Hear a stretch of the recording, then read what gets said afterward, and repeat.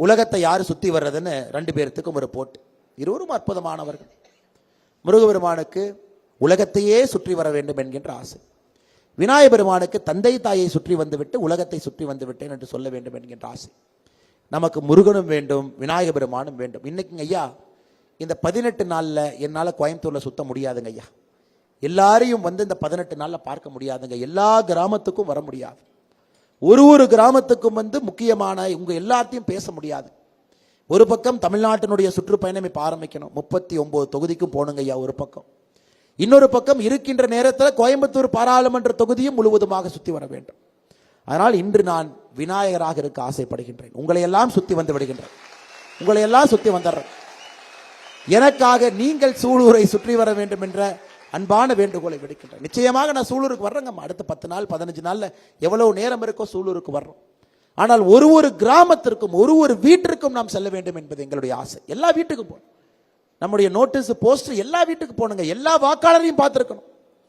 21 லட்சம் வாக்காளர்கள் கோயம்புத்தூர்ல இருக்கிறாங்க. எல்லாரையும் சந்தித்து நாம் ஓட்டு கேட்டிருக்க வேண்டும். எல்லாத்திட்டையும் போய் கேட்கணுங்க. யாரையும் கேட்காம இருக்கக்கூடாது. ஆனால் என்னால் அந்த வேலையை செய்ய முடியுமா? நம்முடைய கூட்டணி கட்சி தலைவர்களால் செய்ய முடியுமா? தொண்டர்களால் செய்ய முடியுமான்னு கேட்டீங்கன்னா நிச்சயமாக முடியாது. முயற்சி எடுக்கின்றோம் எல்லோரையும் சென்று சந்திப்பதற்கு. ஆனால் நீங்கள் அந்த வேலையை செய்துவிட்டால் நாங்கள் செய்வதாகத்தாங்க அர்த்தம். உங்க ஊரு, உங்க தெரு, உங்க கிராமம், நீங்க வசிக்கக்கூடிய பகுதி, எல்லா இடத்திலும் கூட நீங்கள் நமக்காக, பாரதிய ஜனதா கட்சிக்காக, தேசிய ஜனநாயக கூட்டணிக்காக நீங்கள் அந்த வாக்கு செய்யணும். நீங்க என்னவா வேணா இருங்க. விவசாயியா இருங்க, பக்கத்தோட்டத்துக்கு போய் பேசுங்க. தொழிற்சாலை நடத்துங்க, எல்லாத்தையும் ஒன்னா சேர்த்து பேசுங்க. ஒரு இடத்துல வேலையில் இருங்க, வேலை செய்யறவங்க எல்லாத்தையும் பார்த்து பேசுங்க. இல்லத்தரசியாக இருங்க, அந்த தெரு, அந்த வீடு யார் இருந்தாலும் கூட பேசுங்க. ஸ்கூல்ல குழந்தைங்க போறாங்க, அப்பா அம்மா எல்லாம் ஒரு குரூப்ல இருப்பீங்க, பேரண்ட் டீச்சர் அசோசியேஷன்ல இருப்பீங்க. நம்ம எல்லோரும் ஏதோ ஒரு சங்கத்தில் இருப்போம், ஒரு ஜாதி அமைப்போ, நம்முடைய குலதெய்வ கோயிலோ, ஏதோ ஒரு வழிபாட்டு குழு, ஏதாச்சும் ஒரு இடத்துல நம்ம உறுப்பினராக இருப்போம். எங்கே நீங்கள் எதுவாக இருந்தாலும் கூட இன்னைக்கு மோடி ஐயாவுக்கு நீங்கள் வாக்கு சேகரித்து 400 எம்பிக்களை தாண்டி அவரை அமர வைக்க வேண்டிய பொறுப்பு உங்களுக்கு இருக்கு. அதே போல கோயம்புத்தூர் பாராளுமன்ற தொகுதியில பாரதிய ஜனதா கட்சி, தேசிய ஜனநாயக கூட்டணி இவங்களை வெற்றி பெற செய்ய வேண்டிய பொறுப்பும் உங்களுக்கு இருக்கு என்கின்ற தாழ்மையான வேண்டுகோள் உங்களுக்கு வச்சு இன்னைக்கு விநாயகரை போல உங்களை சுத்தி வந்து விடுகின்றோம்.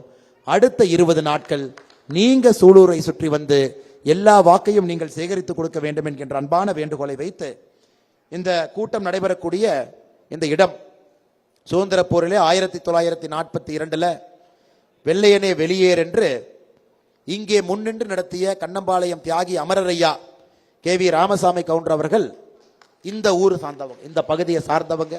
அதனால் அந்த மண்ணில் நின்று கொண்டிருக்கின்றோம். அவருக்கு ஒரு பெரிய, அவருக்கும் அவரை சார்ந்திருக்கக்கூடிய எல்லா பெரிய மனிதர்களுக்கும் எங்களுடைய வணக்கத்தையும் அஞ்சலியும் செலுத்தி அவருடைய புகழ் என்றும் ஓங்க வேண்டும் என்று சொல்லி இந்த கூட்டத்திற்கு வந்திருக்கக்கூடிய எல்லா நண்பர்கள் 4 மணி நேரம் ஆச்சுங்க, மிக பொறுமையாக இருக்கின்றீர்கள்.